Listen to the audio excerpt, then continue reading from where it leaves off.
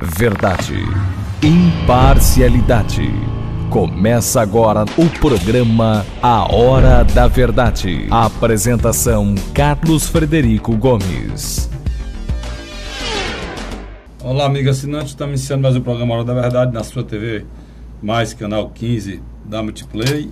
Você assiste também o nosso programa acessando no seu smartphone, ou então no seu computador, tvmais.org. Assiste esse programa e vai ao ar toda quinta-feira a partir das 21 horas e assiste também os programas anteriores. Eu queria iniciar falando de hoje de decepção que todos nós brasileiros estamos terminando o ano e temos da classe política brasileira junto com o judiciário brasileiro. A classe política, quando eu falo, engloba o poder executivo e também o poder legislativo. E o judiciário é o outro tripé da nossa democracia. Esses poderes existem e foram constituídos para atender o cidadão, já disse isso aqui. E até que eu, como cidadão, me empolguei, né? Até peço desculpa aqui a você, quando iniciou esse processo de apuração e de depuração da política brasileira, da questão da corrupção, eu pensava que o Brasil estava indo por um caminho em que levaria o nosso país ao desenvolvimento, levaria o nosso país a dias melhores, tanto na educação como na saúde. Mas, infelizmente, eu cheguei à conclusão no final do ano de 2016 e tudo isso é uma mera ilusão. Nós não iremos para lugar nenhum.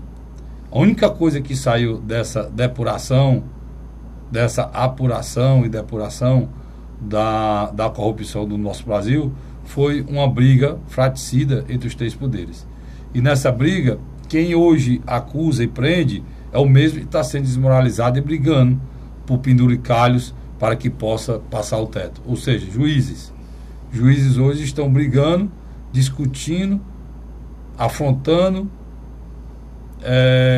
tentando desmoralizar mais ainda um poder que já está mais desmoralizado, é o poder legislativo e também o poder executivo. O que a gente vê no Brasil hoje é que venderam a ilusão para o brasileiro e que o processo de depuração e de apuração de ilícitos na área do executivo, do legislativo, em bancos, em empresas estatais, em empresas privadas que faziam trabalho para o governo brasileiro, essas empreiteiras, famigeradas empreiteiras, e todo esse processo de prisão de empreiteiro, de afastamento e prisão de senador, afastamento e prisão de ex-deputado, de deputado, tudo isso é uma briga entre eles para descobrir quem manda mais. Porque passou o ano de 2016, eu tive dias aqui que eu gravei programa, saí daqui, abri a porta e no meu íntimo eu sabia,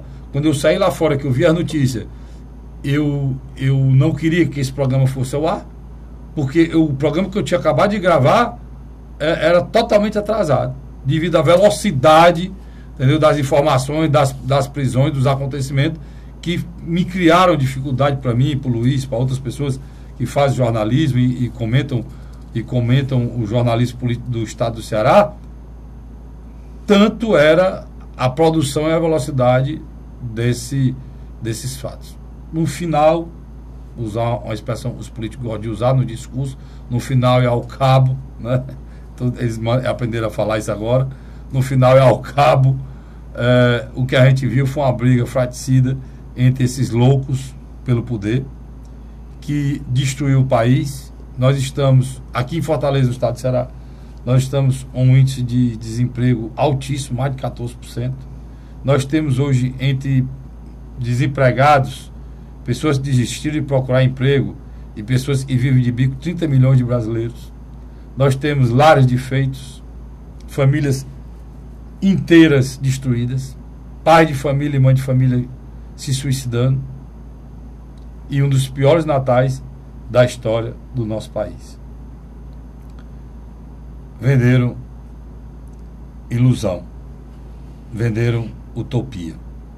E peço desculpa a você de eu mesmo ter embarcado achando que o país estava sendo passado a limpo. Não tem como passar um país a limpo. A única esperança da gente é que alguém tome juízo e marque eleições gerais para o mais rápido possível, para que a gente possa refazer esse cenário. Fora isso, não tem saída. Tem gente vendendo uma ditadura. Eu até já disse, não tem problema. Se a gente voltar para o processo ditatorial, acho que no segundo programa vocês vão ver eu sair daqui com um tabefe no pé do ouvido, arrastado e preso. Porque não existe democracia, não existe imprensa, não existe liberdade, não existe liberdade de expressão. E jamais eu poderia falar o que eu falo aqui numa ditadura, tanto faz de esquerda como de direita. O que se notabiliza a ditadura, os caudilhos, primeiro é o silêncio, né? Então não existe a imprensa livre, isso é ilusão e mentira, né? A imprensa livre existe no processo democrático, livre até não sei que ponto, né? No nosso país já está virando o quarto poder. A nossa imprensa tem muita culpa no que está acontecendo aqui. Voltando para o Ceará, essa briga fratricida e imoral e sem um pingo de ética e sem respeito ao cidadão está chegando aqui também. Grupos, pessoas que se elogiavam passaram a se engafiar e se destruir como se a gente não tivesse memória, né? Eu vou lembrar a vocês e nós temos memória. E essa memória será cobrada de vocês pelo que vocês estão falando e estão dizendo de pessoas que antes eram as melhores do mundo. Tá certo? E antes de mais nada, eu quero desejar a você no comentário, antes de começar a conversar com o Luiz sobre uma retrospectiva do que aconteceu nesse ano de 2016, eu queria desejar a você um Natal de muita paz. Tem uma frase, tem uma música que eu uso no meu programa de rádio, que fala, e mesmo diante da dificuldade, se a gente conseguir sorrir, né, é sinal que o Natal existe, que ninguém é triste e que o amor está no ar. Diante de toda a dificuldade, eu que estou passando inúmeras agora no final do ano, perdas irreparáveis e dificuldades que a gente para pensar, eu continuo pensando que a força do bem, que o Natal existe para que as pessoas procurem ser mais sinceras, valorize mais a amizade, valorize mais a família, valorize muito mais o ser do que o ter. Essa é a grande luta da humanidade, do bem contra o mal, que no final é o ter contra o ser. Ser um bom pai, ser um bom marido, ser um bom filho, ser um bom amigo, ser um cidadão, ser um homem de bem. Ou ter uma casa que não usa toda, ter um carro que você comprou e depois está lá, ter uma televisão do tamanho do mundo que não lhe deixa conversar com ninguém, ter um carro que não lhe deixa passear no parque com o filho, ter um bocado de besteira que no final é ilusão e que não leva a nada. É um momento de reflexão. Natal, para mim, é fundamental para isso, espero que seja para você, mas também para você chamar o aniversariante por dia. Eu já vi natais em que as pessoas comemoram, tocam presente, ninguém sabe por quê. Porque nem falam no nome do aniversariante, né? Então, o presente tem problema nenhum, a ceia tem problema nenhum, contanto que com ela venha o aniversariante. Reze a mesma oração na noite de Natal, pela sua família, pelas pessoas que você tem, e abrace, se você tiver pai e mãe, e filho, se você tiver filho, abrace, porque a gente abraça hoje, mas não sabe se vai abraçar amanhã. E essa reflexão é necessária no dia de hoje, principalmente em que a grana, o poder, está em moda e está matando, e tem gente morrendo e matando por ele. Infelizmente é o que a gente acompanhou durante todo o ano de 2016, e eu torço para que em 2017, aí eu vou no próximo programa desejar a você, 2017, a gente não tenha tanta notícia ruim como teve esse ano. Não foi assim, Luiz? Sem dúvida, Carlos Frederico. Você falou em alguns pontos aí muito importantes. A primeira, a dimensão dos escândalos no Brasil é algo assim anormal, né? Anormal. É como se todo dia tivesse uma página nova, né? A gente fez programa aqui que a gente deu vontade de não botar no ar. Você lembra, né? Não. Uns 4 programas que a gente fez aqui com vontade de esse programa não fosse pro ar, porque tudo que a gente dizia que era novidade que a gente estava fazendo agora, simplesmente foram destruídos, né? A gente dizia assim, olha, o fulano de tal pode ser preso, pode ser caçado. Quando a gente saía, ele já tinha sido preso, já tinha sido caçado. E o que é que acontecia? Ia ao ar no outro dia, né? e no outro dia não. a gente estava falando a notícia atrasada. Sem dúvida. Né? Eu nunca vi isso. Sem dúvida. Eu tenho 52 anos de idade, faço jornalismo há quase 20 e eu nunca vi isso. Nunca vi isso. Há um ano atrás, nós estamos falando simplesmente foi instituído a comissão que iria julgar Dilma Rousseff, a abertura do processo do impeachment. Houve aquela disputa de 2 chapas, você se lembra? Depois o PCdoB recorreu ao Supremo. E o Supremo disse que não, só é uma chapa, não podia ter essa disputa, a outra não podia. Mudou, disse que estava tudo errado, só que se esqueceu que já havia acontecido no país um impeachment semelhante ao da Dilma, só que da forma que o Congresso tinha feito anteriormente foi do Collor. Vou usar a palavra policialesca, porque a gente não sabe onde é que começa a polícia, onde termina a política. O modus operandi do Congresso foi o mesmo que foi iniciado, foi o mesmo que aconteceu no impeachment do Collor. O mesmo. É o mesmo. Só o Supremo resolveu que estava tudo errado. E era interessante. A imprensa dizia o seguinte: vai morrer na comissão. O governo federal tem maioria. O malvado favorito de todo brasileiro, o Eduardo Cunha, reverteu os votos internos. Que está preso, né? Está preso e eu acho que vai demorar muito a sair de lá. Né? A gente chega já nele. O processo se estendeu para o início do ano. Tudo até isso, abril. Você está falando de impeachment, mas tudo isso começou porque perderam a eleição, botaram o Cunha na Câmara, né, Luiz? Só para completar o raciocínio. E o governo federal perdeu a eleição para a eleição da mesa e perdeu o controle do Congresso por incompetência e irresponsabilidade da presidente da República, né? Incompetência e responsabilidade, porque um governo, quem quer governar num país como o nosso, apesar de ser um sistema presidencialista, ele é um misto.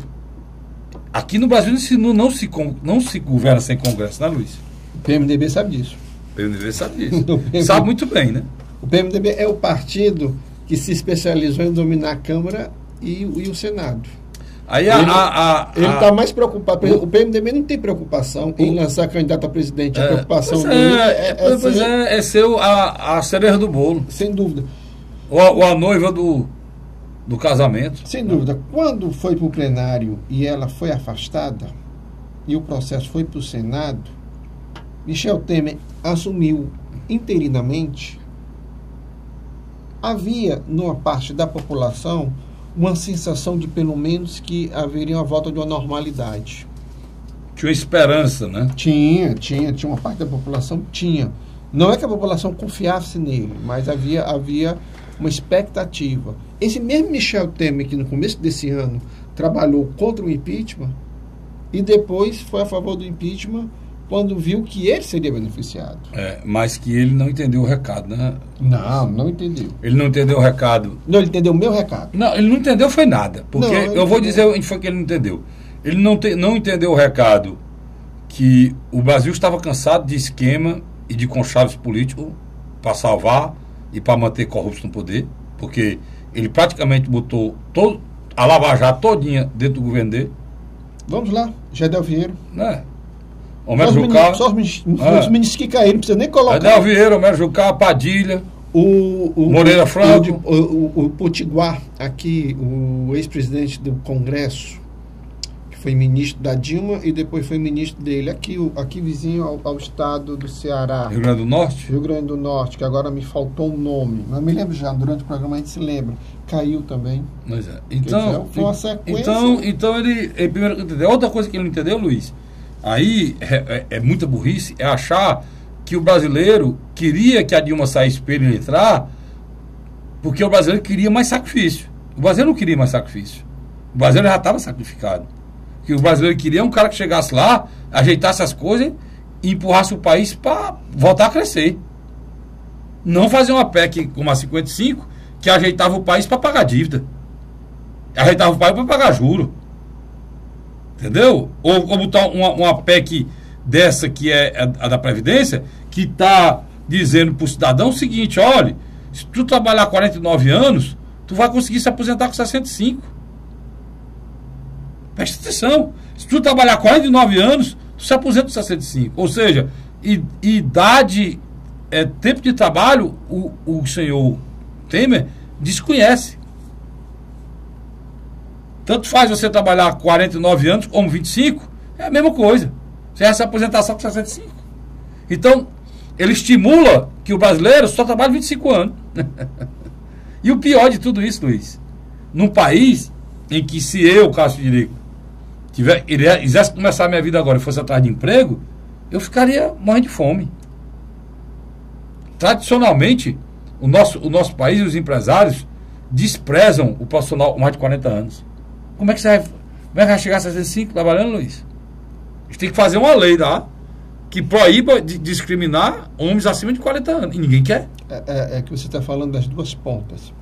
Você fala de uma ponta que é aquele cara que sai da universidade, que não tem quase nenhuma experiência. Que é absorvido naturalmente pelo mercado. Não, mas ele começa como estagiário, ou que eles chamam na empresa, meu nome é trainee, estagiário, e vai crescendo na empresa. Se ele continuar a ficar até velho lá, tudo bem. Mas só isso não é a prática do nosso Brasil. No nosso Brasil, que tem muita demissão, não tem estabilidade, né? Muitos jovens, quando terminam a faculdade, não conseguem o primeiro emprego. Aí você tem Engraçado, ele não consegue o primeiro emprego porque não tem experiência. E só pode ter experiência se conseguir o primeiro emprego. E na outra ponta, Carlos Frederico, você tem os profissionais de alto nível, com experiência, mas em função do salário, as empresas não optam por eles. Voltando para a nossa retrospectiva, Luiz, ele vai, assume e quebra toda expectativa possível de que podia melhorar. Ele conseguiu uma coisa interessante. Ele tinha parte da opinião pública ao lado dele. O setor econômico está com ele. As grandes... O setor econômico ou a banca internacional de juros? Também. A grande parcela dos meios de comunicação estão com ele. E, indiscutivelmente, ele tem o controle do Congresso. Tanto na Câmara como no Senado. Teve a primeira derrota na Câmara agora, né? Que foi a história, eu ia chegar lá, que é a questão das dívidas dos estados, né? Ele tem a primeira derrota, o Meirelles é muito duro, né? Que as coisas muito direitinho, e queria que, para renegociar a dívida dos estados, os estados, não, contrapartida no sentido de praticamente, em termos econômicos, eu entendo aquilo como uma intervenção branca do governo federal nos estados. Porque tira dos estados a capacidade... Sim, quais são os 5 maiores estados economicamente do Brasil? Não, é os que estão quebrados, né? Mas diga aí. Tirando São Paulo, Minas Gerais, Rio de Janeiro, Rio Grande do Sul, e Minas Gerais, Rio de Janeiro, Rio Grande do Sul... E Paraná. Paraná? Se for Paraná, aí nós temos aí São Paulo. São os cinco maiores. E quem está bem nessa história ali naquela região, somente o Espírito Santo. Esse está muito bem de vento e pouco. É o único que está bem lá, o Espírito Santo. Exatamente. Nessa região. Quer dizer, eu estou só lhe configurando que a maioria dos estados brasileiros estão falidos. Assim como os municípios estão falidos. Então aí, lá, foi a primeira derrota dele, porque o Rodrigo Maia conduziu a votação para renegociar a dívida do Estado, dar livre aos estados. Se preocupou com esse negócio de contrapartida, de engessamento, não. Estão aguardando ver se o presidente Temer tem coragem. Ele já avisou que vai vetar. Tem coragem de vetar. Eu quero ver ele vetar. O veto dele vai cair, né? Porque quem controla as bancadas, quem controla no final, né, as bancadas são os governadores, né? Que simplesmente estão em situações praticamente... Por exemplo, um estado... Vale te ressaltar, dizer que o governo federal tem razão quando disse que houve muita irresponsabilidade. Por exemplo, no caso do Rio de Janeiro, não foi nem irresponsabilidade, foi orgia com dinheiro público. Né? Temos ali o Rio de Janeiro, na minha avaliação, o desfecho final é a intervenção do governo federal mesmo. O Rio de Janeiro, Luiz, não era para estar nessas condições. Muito pelo contrário, era para estar em situação melhor o Rio de Janeiro. Mas o pacote de maldade... Porque o Rio de Janeiro recebeu recursos para as Olimpíadas. Recebeu recurso da Copa. De forma maciça. E o Rio de Janeiro tem 70% dos royalties do país para lá. E o pior, Luiz, a prova maior disso é que o Espírito Santo, e é quem recebe a maior fatia de royalties depois do Rio de Janeiro, está muito bem. Está muito bem o Espírito Santo. Porque tem uma gestão uma gestão. Ou várias gestões que vem seguindo gestões equilibradas, né, um equilíbrio fiscal com responsabilidade. Luiz, o mesmo caso de Santa Catarina. Pois é, eu vou para um rápido intervalo, sai daí não, eu volto já com o segundo bloco do nosso programa, A Hora da Verdade. A Hora da Verdade.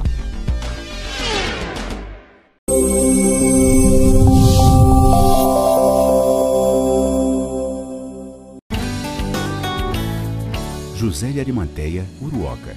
Acordo 8 horas, 9 horas, aí carrego o carro e vou lá pegar água. Aí sai distribuindo os comércios. Estrada dessa, para gosto de você andar. Você não gasta pneu, tem economia no bolso e anda rápido. Sertanejo pega uma estrada boa, fica feliz, fica contente. Assim como o trecho que liga Uruoca a Martinópole, o governo do Ceará está fazendo mais de 1.000 quilômetros de estradas mais importantes da vida de muita gente. Governo do Ceará.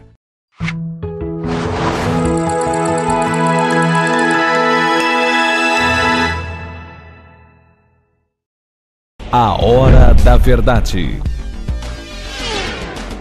Estamos de volta agora com o segundo bloco do nosso programa A Hora da Verdade, na sua TV Mais, canal 15 da Multiplay. Luiz, a gente dizia na passada do primeiro para o segundo bloco, voltando para a nossa retrospectiva, que os estados quebraram, né? Os estados quebraram. Agora o Ceará ficou fora dessa quebradeira por um processo de ajuste fiscal de anos, né? Respeitado e potencializado pelo Cid e pelo Camilo. Com o Cid, um erro já coloquei aqui, que foi a confiança na Dilma de que ela faria a outra linha do metrô, por isso comprou os Tatuzões, e o Aquário. Foi o erro do governador Cid Gomes, 8 anos do resto.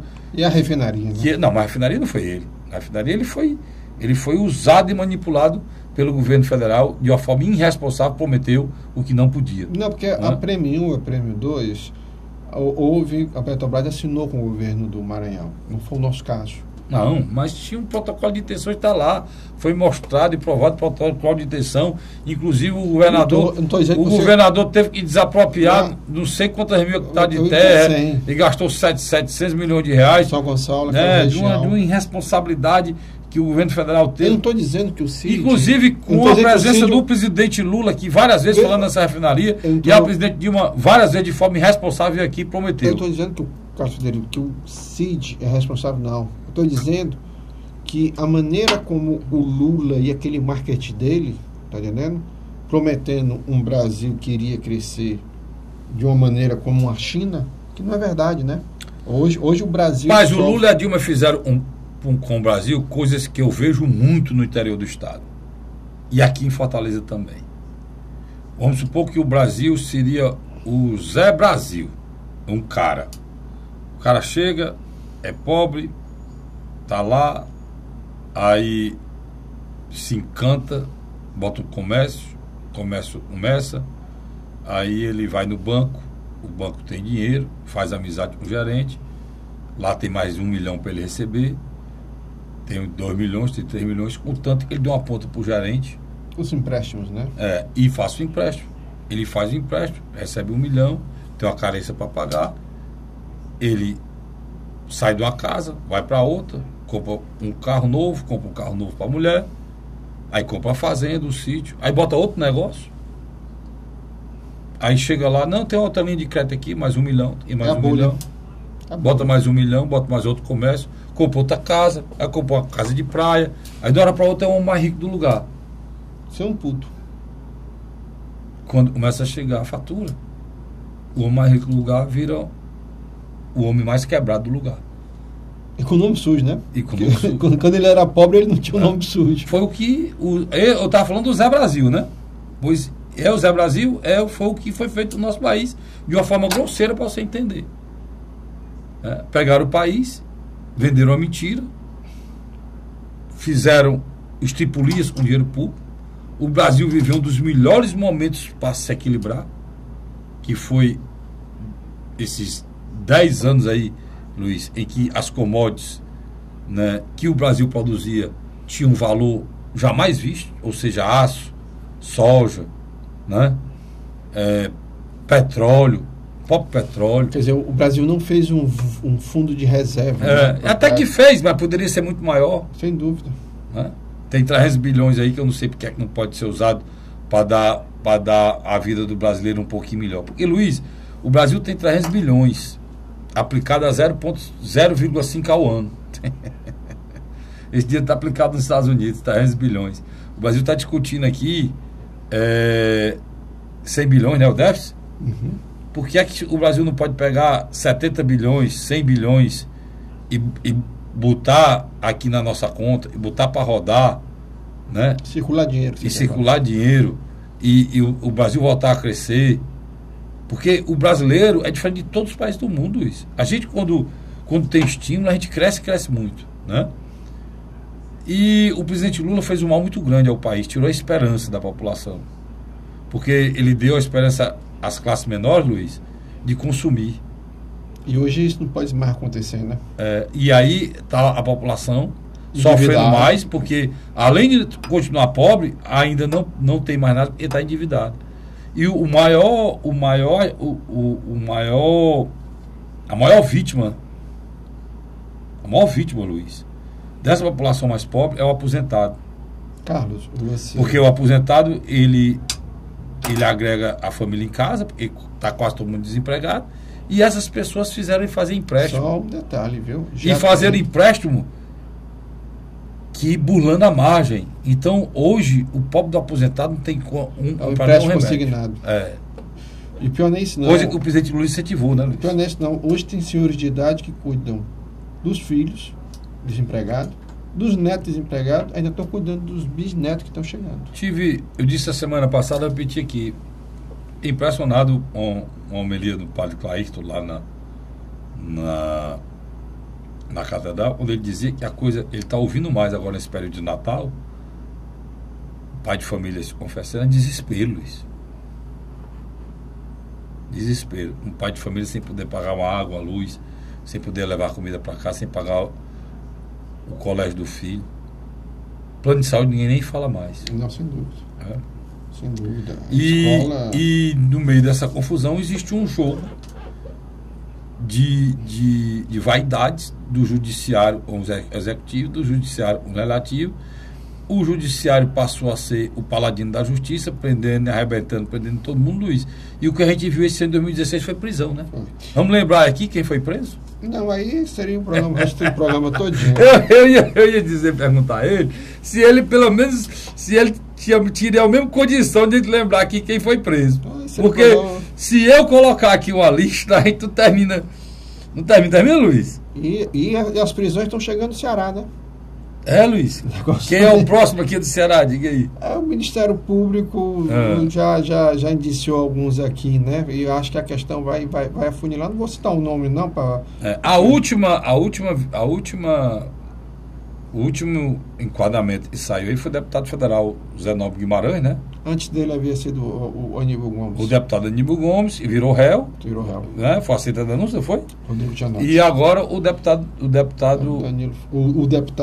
José Nobre Guimarães. O deputado Nobre Guimarães, a questão do BNB. Mas essa história, o deputado Guimarães manda no BNB, pode ser novidade lá pro sul. Pra gente aqui do Ceará, Luiz, isso não é novidade nenhuma. Todo mundo sabia disso, né? Era o Smith. Que ele mandava e desmandava no BNB. Quer dizer, a coisa já começa eu acredito que 2017 será um ano da continuação de várias prisões. Isso não, o nosso vai acabar. O 2017 vai ser igual a 2016, só coisa ruim, e o país quebrando. Provavelmente. Feito rabo de cavalo, crescendo para baixo, como dizia o papai. Você tem uma ideia? O PSDB reconduziu o senador Aécio Neves a mais um ano de presidência, que eu acho que dali uma estupidez. Reconduziu a criatura mais desgastada do PSDB para presidir o partido. Eu acho que faltou bom senso. Não, o PSDB ele tá mostrando que ele tem competência para nada. Inclusive, vale lembrar que boa parte dessa política econômica tem desastrosa, inclusive essa reforma da Previdência, essa PEC 55, toda ela é gestada no PSDB. Tu sabe disso, né? O viés econômico é PSDBista. É PSDBista. O Meirelles as peças que estão hoje no setor econômico, todas elas... Você continua esse raciocínio. Então, o que acontece? O retorno do Aécio Neves para a presidência desestabilizou uma briga interna no PSDB. Porque o PSDB hoje faz o papel que o PMDB fazia há 6 meses atrás. É ele que dá estabilidade ao governo federal. O governo federal totalmente desestabilizado, né? Chegou a um Perdido. ponto perdido. O PMDB, as principais lideranças o tempo todo ameaçados de serem presos. Deixa eu te fazer uma pergunta, Luiz. Até bem pouco tempo atrás, a figura... Não é nem uma pergunta. Eu quero saber que você continua com a sua afirmação. Você disse aqui nesse programa que o senador Eunício seria o próximo presidente do Congresso. Você continua achando? Não. Depois das denúncias que foram feitas Não. na Lava Jato, Não, como ele sendo um dos 3 operadores lá do Senado? Durante essa semana, o jornalista Lauro Jardim, que foi da Veja e hoje está no jornal O Globo, ele noticiou que provavelmente Eunício de Oliveira estaria desistindo de disputar o Senado. Dizem que o principal cotado agora é o ex-presidente da comissão de impeachment. É o Raimundo Lira. O Raimundo Lira. Por sinal, um dos poucos homens sérios que tem naquele Senado, né? Eu, pessoalmente, acho que... Eu queria dizer um dos muitos homens sérios, mas infelizmente é um dos poucos. Eu acho que, na minha avaliação, quem se tornará o próximo presidente do Senado, ou Raimundo Lira, ou Tasso Gereissati. Eu tinha discutido isso com você em programas anteriores. Tinha. Eu acho que o Tasso é, na minha avaliação hoje, É meio doido o presidente da República ser do PMDB e o presidente do Congresso do PMDB, não é não? O presidente da Câmara tem que ser, o normal tem que ser de outro partido, né? Deverá ser de outro partido. O Rodrigo Maia, eu acho que fica. Eu acho que ele tem... Mesmo depois que ele armou essa para o governo federal?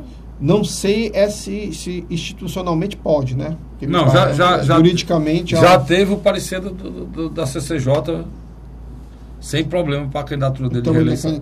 Então ele é candidato. Porque ele não foi eleito por mandato inteiro, ele é num mandato tampão, né? Existe uma CCJ. Existe uma não, brecha. A CCJ já deu. Foi feita a consulta, ela já deu parecer favorável para que ele possa se candidatar. O senador Cássio Cunha Lima... Poderia ser também. Não, o senador Cássio Cunha Lima, do PSDB, o senador Ronaldo Caiado, dos Democratas, já ventilaram que acreditam que Michel Temer não termina esse governo. Não, inclusive não só termina... O senador Cássio Cunha Lima está muito calado, né, Luiz? Mas ele deu uma entrevista essa semana falando que... Mas ele, depois do impeachment, ele deu uma mergulhada. Ele que liderou o impeachment, ele que lutou pelo impeachment, depois do impeachment ele mergulhou, mas mergulhou muito, né? Eu acho, Carlos Frederico, que nós teremos no próximo ano uma eleição indireta para presidente. Infelizmente, né? Eu acho muito difícil a situação hoje do Michel Temer. E o julgamento é agora no primeiro semestre, né, da chapa Dilma e Michel Temer. Por isso... A argumentação do Michel Temer é tentar separar, né, o Mas julgamento. não é, Janeiro. Não é porque o bonitão do presidente do TSE, Gilmar Mendes, pegou o processo e botou para depois do recesso.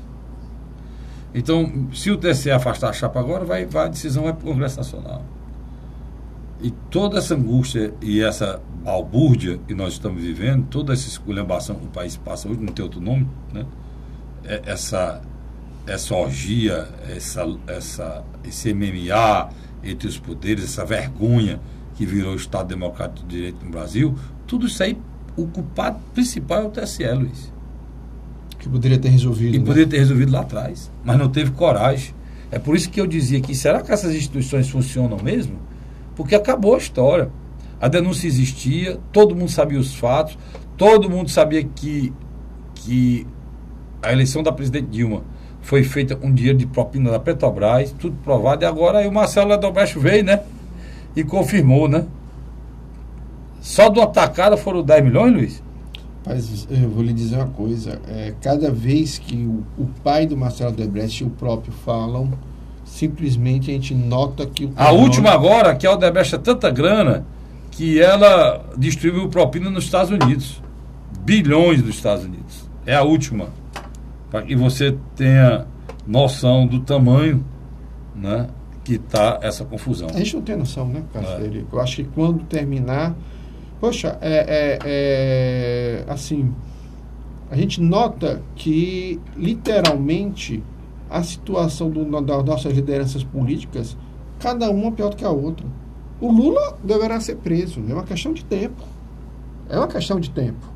Agora, outros escândalos, Você né? acha, Luiz? Acho que não tem, mas não tem como. Ele foi denunciado pela 4ª vez ou a 5ª agora? A 5ª? Quinta vez. A 5ª vez. Pela 5ª vez.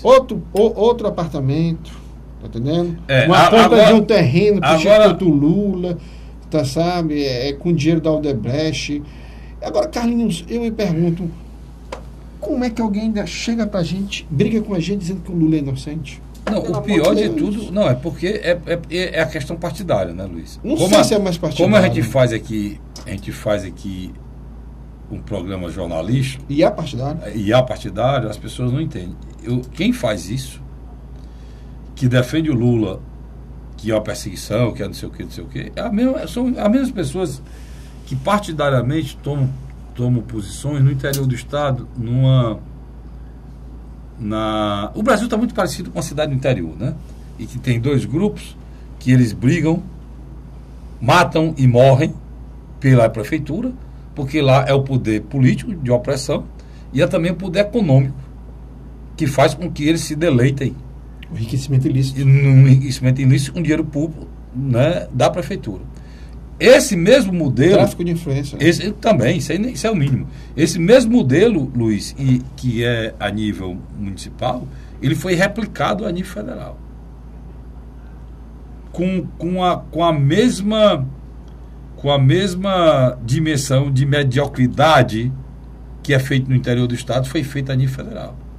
Com um Congresso corrupto, feito de deputados e senadores medíocres, né?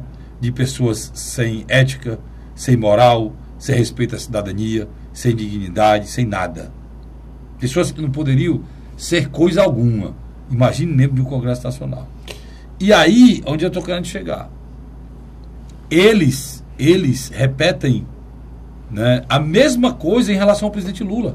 O presidente Lula é como se fosse um prefeito de uma cidade que roubou tudo da cidade e pegou uma parte e deu aos pobres. Sabe como é que é no interior? Né? Ele é rico, milionário, ficou rico, milionário, enriqueceu licitamente, virou o grande, mas aquela célebre fase do interior. Sabe qual é? Repete aí. Ele rouba, Mas faz. ele faz. Ele rouba, mas faz. Pronto. Era Ademar de Barros, pronto, em São Paulo. Pronto. Pois é esse modelo que, no íntimo, as pessoas que defendem o Lula fazem a defesa, para você entender, para você não se sentir. Porque o primeiro bloco que eu, Luiz, aqui, fizemos crítica só o PMDB. PMDB, que eu tenho que dizer isso, quem tinha razão, tá aí, criticaram o Ciro, agora o Ciro, estão dando razão ao Ciro. O Ciro chamou o PMDB de ajuntamento de bandido. Tu tá vendo que os 5 do PMDB que estão lá no governo federal, estão os 5 na Lava Jato. Né? Então, não sei quem vem mais. O que eu quero dizer é que os ministros do tempo estão tudo lá. Né? Então, é muito complicado. Se é verdade ou não, sei. Eu discordei do ex-governador ex-ministro e continuo discordando, porque eu sou uma pessoa que eu só faço acusação, só posso colocar uma sombra na vida de uma pessoa se tiver provas. Eu não acho isso. Só o tempo dirá se é verdade ou não. Eu vi muitas pessoas, e foram citadas aí, sendo inocentes, né, Luiz? Depois, o mesmo processo foi arquivado por ministro Luiz Avaco, pelo procurador. Procurador, se lembra aí, Luiz, para a gente falar no próximo bloco, o procurador inocentou. Alguns tinham sido citados aí já semana passada. Já, sim. Pois é, eu vou para um rápido intervalo, volto já com o terceiro e último bloco com o Luiz, lembrando quem foram os que foram inocentados e que já tinha sido malhado pela imprensa, não por nós aqui. A gente aqui faz a avaliação e junto com você a gente analisa. Mas jamais nesse programa nós iremos manchar a honra de alguém sem prova. Tá certo? Isso é responsabilidade que nós temos a obrigação de ter. Eu volto já já. A Hora da Verdade.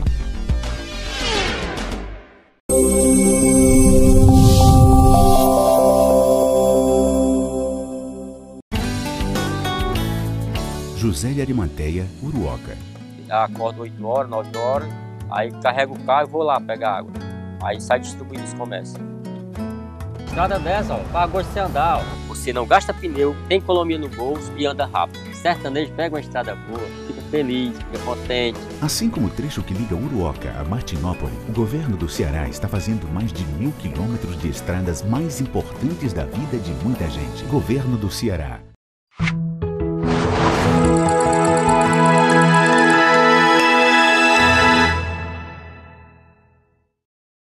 A Hora da Verdade.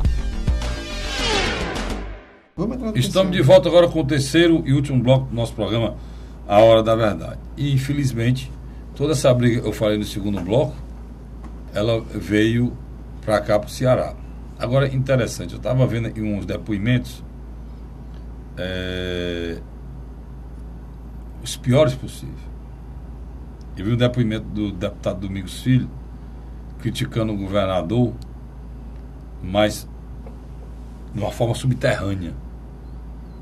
E eu tenho um respeito muito grande pelo deputado Domingos Filho, pelo deputado Domingos Neto, porque eles são políticos muito hábeis e sabem transitar muito bem. Mas a raiva está fazendo com que eles não entendam que o ser humano raciocina.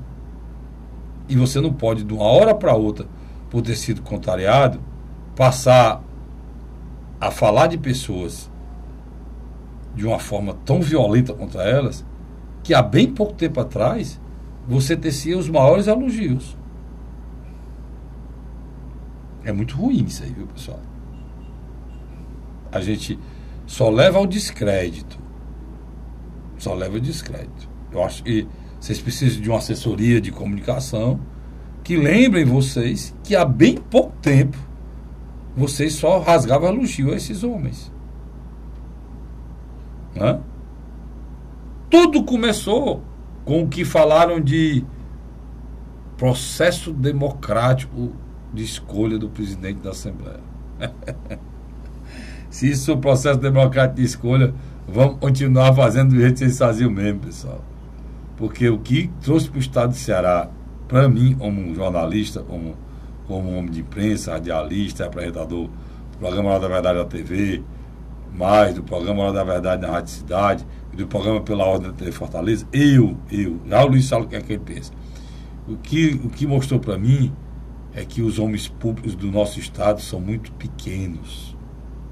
E poucos. O que levou para mim foi me decepcionar como eles são mesquinhos, pequenos e vaidosos, ao ponto de se autodestruírem. Olhe, meu irmão, a gente pensa que vocês tinham... Eu, na minha cabeça, pensava que vários tinham algum altruísmo. Eu vou aguardar os fatos acontecerem. Mas, pelo que eu estou vendo aí, depois eu digo os nomes de quem eu acho que precisa parar para pensar. Mas agora eu vou aguardar. Mas o que eu estou vendo aí nos bastidores e ouvindo é de uma baixaria fora do normal. Né, Luiz? Quando o governador Camilo assumiu em 2007, ele indicou para presidente da Assembleia Domingos Filho, o deputado estadual Domingos Filho, na época do PMDB. Domingos era aliado de Eunício de Oliveira. E Eunício de Oliveira era aliado de Cid Gomes. O que aconteceu? Nos 4 anos do primeiro mandato de Cid Gomes, a aproximação entre Domingos e Cid era tão forte que os dois saíram juntos na segunda. Irmão, eu fui na inauguração daquele anexo multiuso da Assembleia. Domingos Filho, presidente. Que tem o nome do avô do governador, do avô do ex-governador. Não é do pai, não, é do avô, o nome é do avô. Eu nunca vi tanto elogio a uma criatura só, macho, do Domingos Filho ao Cid Gomes. Eu vou dizer mais. Eu acho que o Cid Gomes foi encabulado, porque eu acho que ele nunca foi tão elogiado. A ele e à família. Que hoje são os FG, né? Hoje eles são chamados na Assembleia, pelo povo do Domingos, como os faraós. Os arrogantes, os prepotentes, os coronéis. Rapaz, é tanto adjetivo que descem esses FGs, como eles chamam, ao purão. Aí você todas as pessoas ligadas ao Domingos. O deputado Odilon Aguiar, rapaz, destila um ódio, que é primo, é? É primo. Nos últimos dias lá na tribuna, só você vendo para acreditar. Ele chegou ao ponto de ameaçar denunciar a Assembleia, coisas erradas na Assembleia. E aí, deputado, isso aí sabe o que é? Isso é prevaricação. Que o senhor é funcionário público. Se o senhor sabe de coisas erradas na Assembleia, o senhor não pode ameaçar, não. O senhor tem que denunciar. Que eu sou funcionário público. O senhor sabia não disso? Eu sou funcionário público, deputado. O senhor tem que denunciar. O senhor não pode ameaçar denunciar, não. Se o senhor sabe alguma coisa, não prevarique, não. O senhor pode ser processado por prevaricação e perder o seu mandato. Assim? O governador Cid Gomes, no primeiro mandato, como eu estava explicando, colocou Domingos Filho como presidente da Assembleia, e no segundo mandato ele foi companheiro de chapa majoritária, eleita, e tomou posse junto com o Cid no cargo de vice-governador. Cid governador no segundo mandato e ele vice-governador, um homem forte no governo de Cid Gomes, rompe com o PMDB de Eunício de Oliveira, segue Cid para o PROS, não é escolhido como candidato natural, que foi escolhido na época e hoje governador. Todo o processo de agradar para chegar ao poder, né? Aquela mesma coisa do interior. O cara se encosta no prefeito, aí fica do ladinho dele, e o prefeito manda, vai ali buscar um copo d'água, o cara vai ali pegar a chave do meu carro, o cara vai, leva essa mala para lá, o cara vai, aí vem cá, vai ali para mim, vai, viaja ali para lá, vai. Aí quando o prefeito fala, o homem esse aqui, me atende tudo, vou lançar ele candidato a prefeito. Muito parecido, né? Tem uma história muito parecida. Quando ele lançou o deputado estadual petista Camilo Santana, começou uma relação de distanciamento. Aí aquele cara que ia buscar a chave, não sei o que, não foi mais não. Aí o Cid o chamou. Aí não ficou mais no PROS, né? O Cid, já fundou 2 partidos? Não, o Cid o chamou, disse, eu vou renunciar, eu queria que você renunciasse junto. Isso. E o Zezinho assumisse. Tal, e fosse candidato a governador, sentado na cadeira. E o Cid seria candidato ao Senado. Ao Senado. Ele disse não. Eu sei, comprei demais. Ele disse não. Acabou com a candidatura do Zezinho, tirou o mandato do senador do Cid Gomes. Do Cid Gomes. Depois conseguiu, voltou, fez um acordo, foi para o TCM e a partir daí partiu para o projeto próprio. Fundou o PMB e o PSD. Não, o PSDB ele já tinha um controle. Não, o PSD. Ele já tinha um controle. E fundou o PMB. E fez uma bancada de 8 deputados. E passou a ser o fiel da balança da base. Sem dúvida. É uma base que tinha, mas não tinha. Né? Tinha, mas não tinha. Muito bem lembrado por você. Aí, a partir daí, deixou aquele cara que ia buscar a chave, voltar, eu falei do interior, não existe mais. É o cara, ei, se você quer, me dê isso aqui, né? E foi assim na eleição para prefeito de Fortaleza, né? O acordo foi pesado, né? Quase que ele não apoiava. A gente falou aqui. Você até colocou a possibilidade de não ter o apoio desses 2 partidos, lembra? Você colocou aqui. Sim, porque naquela época havia aquela confusão com o PP, do pai de Zé Linhares. E ele vendeu muito caro o apoio do PSD e do PMB. Porque se esses 2 partidos não tivessem vindo, o tempo de horário do Capitão Wagner teria praticamente sido bem maior do que o do Roberto Cláudio. Eu sei que fizeram um acordo pesado lá, não sei que não é mais válido. E que acabou o acordo, né? Não é mais válido. A não ser que seja refeito, né? Ninguém sabe. Não sei, não. Não falo nada não, que política ninguém sabe nada. E veio a eleição da mesa. Eles todos estavam na eleição da mesa. Aí, o presidente, eu vou chamar presidente Domingos Filho, que ele nunca gostou de ter deixado de ser presidente da Assembleia, né? Ele tem um apego muito grande à presidência da Assembleia. O Zezinho tinha sido eleito 2 vezes e ele era inconformado com isso. E ele passou a arquitetar e potencializar com os votos que ele tinha. Porque ele é um homem notabilizado pela sua capacidade de entendimento político. É um cara que nos bastidores não tem igual no Ceará. Tem não. Ele é coringa. Ele é um grande negociador. E aí partiu. E chegou muito perto. Ele só errou porque confiou em 2 votos não sei como, aqui foi infantil, confiar naqueles 2 votos do PCdoB, infantil, porque o PCdoB primeiro, você vê, legal, vocês vão entregar os carros, porque você achar que os caras vão partir para cima do governo, né? Para ter a presidência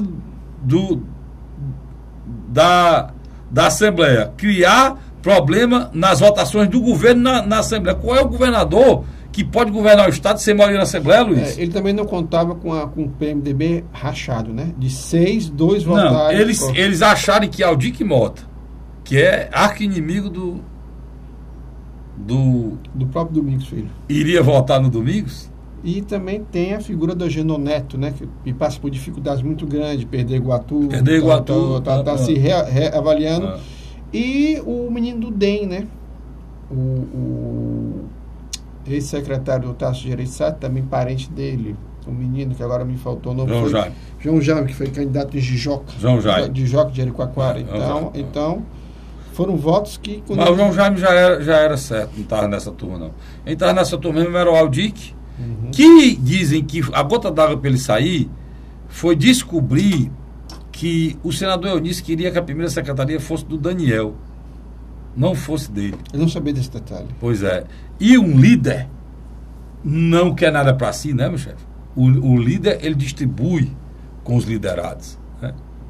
E o que se fala é que o e-mail do próprio Eunice pedindo que o Daniel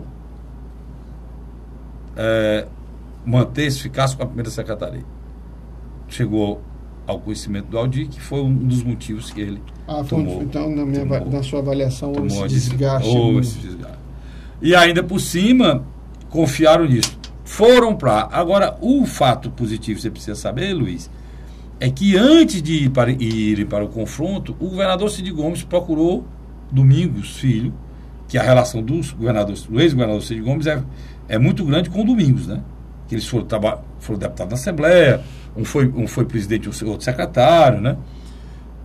Então, a relação é muito forte deles dois. Era, né? A relação do Ciro com o Domingos sempre foi conflituosa. Você, inclusive, disse aqui. E o Ciro procurou o Chico Aguiar, que é o pai do Sérgio Aguiar. E pediram para que fizesse uma composição, fizesse aquela mesa eclética. Porque o Ciro fez o Chico Aguiar governador do Estado do Ceará. Governador do Estado do Ceará. Boa lembrança. O Ciro, na época, era vice. O Chico o Lúcio era o vice. O Chico Lúcio renunciou os dois. O Chico Aguiar ao Senado, para o Chico Aguiar virar governador. E virou governador. Né? Inclusive, recebe até a aposentadoria como governador do Estado do Ceará. E esse fato fez com que eles não aceitarem. Só que na véspera, Luiz, de novo da eleição, já o governo com a eleição praticamente ganha, porque já tinha... Eles procuraram novamente os dois e não aceitaram. O Domingos novamente negou ao governador pela terceira vez e não queria acordo. Ia para votação. Hoje houve um rompimento. E gerou o rompimento, e desse rompimento surgiu uma doidice, né? Que para atingir o Domingos Filho foi tomada a decisão de pegar uma pauta antiga do Heitor e botar em votação, que era do Heitor Ferrer, que era a extinção, a fusão, e acabou sendo extinção do Tribunal de Contas do município, coisa que no mérito é real e não é errado, não. Por que eu estou dizendo isso? Porque a nível de Brasil são 27 estados, né? 23 só tem o TCE, não tem o Tribunal de Contas do município. E no momento de austeridade, como a gente está vivendo, de dificuldade, agora, o momento político é que eu achei errado, porque soou revanchismo político. Mas o governo estadual mostrou que tinha força. Mais uma vez, o fato se consumou. 31-12. E o governo estadual mostrou que seu força. E diante desse processo é que saiu essa ameaça do Odilon, do deputado Odilon, que há bem pouco tempo atrás não só defendia o governo, como fazia parte dele. Era secretário. Aí, pessoal, não dá pra gente da imprensa aqui entrar nessas coisas de vocês, não. O Domingos Filho teve 3 derrotas. 4. Vai ser bem rápido. Ele perdeu Tauá, Perdeu o Tauá. É o pior. O Dick Mota, que é arco-adversário dele, o derrotou em Tauá. Ele perdeu o Tauá. Ele perdeu... E a outra derrota, porque o arco-inimigo dele lá de Tauá, o Dick, é quem virou o primeiro secretário da Assembleia. Ele perdeu os cargos no governo estadual, que foi a segunda derrota, na minha avaliação. Perdeu os cargos agora na Prefeitura de Fortaleza, que é a terceira derrota, e perdeu o TCM. São 4 derrotas seguidas. E tem um problema aí, que há outro motivo que falaram abertamente hoje na sessão da Assembleia, foi a questão, Luiz, de denúncias e estava havendo achaque no tribunal. Mas isso aí eu acho que... Que o deputado Ivo Gomes já tinha feito. E que eu digo aqui, deputado Ivo Gomes, a mesmo recado que eu dei para outro, eu dar para o senhor. Se o senhor sabe, o senhor funcionário público, o senhor tem que denunciar. O senhor não pode ficar calado, não. Né? Entendeu, Luiz? Carlos Federico, o prefeito de Fortaleza, Roberto Cláudio, sexta-feira agora vai definitivamente falar o seu novo primeiro secretariado. Vocês têm algum aí para anunciar para a gente? Eu acredito... Luiz vai ser secretário, Luiz? Não fui convidado ainda não, mas há rumores. Você está na lista? Pelo menos da lista eu estou. Opa, bote lá. Isso aí, pelo menos eu estou. Leve lá meu nome. Não sei se você aceita. Passei para assessor de assuntos aleatórios lá do prefeito. Não, eu vou levar o Vicente. O prefeito não tem gente incompetente como eu na sua administração, não. Eu vou levar o Vicente, se eu for indicado. Pode levar. Agora, eu vou te dizer uma coisa. Eu fico feliz se seu nome está lá na lista. Pai, se você chegar na área de comunicação, ajude a gente para o nosso programa cresça. A gente possa levar a verdade dos fatos para mais pessoas, né? Com certeza. Carlinhos, o prefeito vai fazer uma mudança no primeiro e segundo escalão do seu secretariado. Essa mudança você coloca mais ou menos em que tom? 30%, 40%, 50%? Mais 60%. É mesmo? Mais 60%.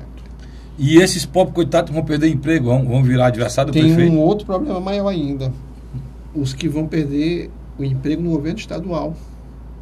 Que vão ser extintos vários cargos comissionados e terceirizados no governo estadual. Né? O que eu acho que... Então o Luiz está prognosticando. Está fazendo um prognóstico aqui de um 2017 negro para muita gente. E diz que a Assembleia também vai demitir barbaridade. Vai um enxugamento do processo. Também. O que acontece? Roberto Cláudio, ele agora não tem um vice-prefeito meramente simbólico. Deixa eu te fazer uma pergunta. Tem gente dizendo que o deputado Moroni Bictorga pode continuar como deputado federal e não assumir a vice. Eu não sei, aí tem que fazer uma consulta. Eu estou lhe afirmando que pode, cara. Nós temos o caso do Marcelo Teixeira. Pronto, existe o entendimento que se ele não assumir a vice-prefeitura, foi diplomado, mas não tomar posse, no dia 1º ele não vai tomar posse como vice-prefeito, né? Ele fica lá em stand-by. Ele continua como deputado. Você que é muito próximo do Moroni de Bictorga, né? Já foi inclusive seu Aspon. Não, perdão. Foi seu. Foi seu. Ficou bonito, Perdão. Foi seu assessor. Relate aqui para mim, só para mim e para você. Existe a possibilidade? Existe. Então, olha, quem apostou quase acertava a aposta. O deputado Moroni Toga é um deputado de primeira linha lá no Congresso. Deixar de ser deputado, ele pode até ficar como deputado daqui 2 anos e quando terminar de ser deputado, né, não se candidatar mais e assumir o mandato de vice. Existe essa possibilidade. Né? Mais 2 anos, existe. O que aconteceria? O prefeito Roberto Cláudio, como eu coloquei para você, não tem um vice figurativo que é Moroni Bictorga. Caso Moroni Bictorga continue na Câmara Federal... O nosso vice-prefeito vai ser Salmito Filho. A eleição do Salmito Filho está tranquila? Eu achei tranquilo até demais, não foi, Carlos Federico? Não aconteceu ainda, vai acontecer, não. Não, mas estou dizendo, é um quase consenso, né? Um consenso. Era como era a Assembleia antes, né? Era muito parecido. Mas eu acho que agora não é mais. A reima da Assembleia, a reima da Câmara foi para a Assembleia e a calmaria da Assembleia foi para a Câmara. Agora, eu acho que são... Então, nós teremos aqui um super político em 2017 do estado de Ceará. Super poderoso Salmito, né? É o SS, presidente da Câmara e vice-prefeito de Fortaleza. Você acha que vai mandar pouco, Luiz? Ele vai ser um bom parceiro.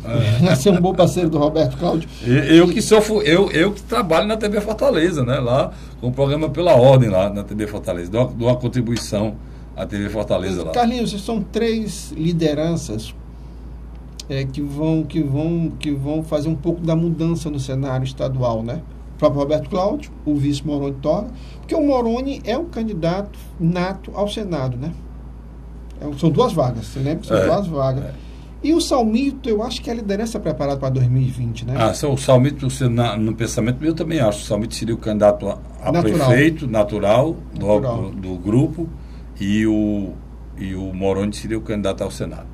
Alguma coisa, Luiz? Eu acredito que não. E eu sei que você já presenteou o Vicente. Eu tenho que presentear ainda o Vicente nessa semana. O Vicente, eu estou proporcionando ao Vicente um peru de mais de 2 quilos, porque senão não tem condição. Né? E você? Vou ter que dar o celular. Segundo esse ano. Segundo celular. Tem uma fábrica de celular. Luiz, Feliz Natal para você. Para nós. Muita paz. E você convide o Menino Jesus para fazer parte, não só o Papai Noel. Viu? E pare de dizer aí que eu vou ficar importante na próxima gestão. Nós vamos perder aqui o nosso... Eu já estou falando outro sociólogo, ele vai ser secretário, nós vamos perder o nosso sociólogo aqui na bancada. Estou atrás de outro sociólogo para que possa nos ajudar. E se não, vai só eu e você mesmo. Eu falo aqui o dia todo, sem nenhum problema, né? A não ser quando o Luiz olha para mim, ele está olhando e dizer que o tempo acabou. Acabou. Irmão, para você um Feliz Natal, muita paz, muita saúde. Que você passe essa passagem de Natal com a sua família. O Natal, ele não termina no dia 25, não. Quando a criança nasce numa casa, essa luz não se apaga no nascimento, muito pelo contrário, ela continua. Então, leve o espírito de Natal para 2017, para a sua família, e valorize muito ela. Uma vida sem família é uma vida escura e sem perspectiva de nada. Pegue essa luz do Natal e mantenha viva em 2017, tá bom? Até lá, até o próximo programa, se Deus quiser. Até lá.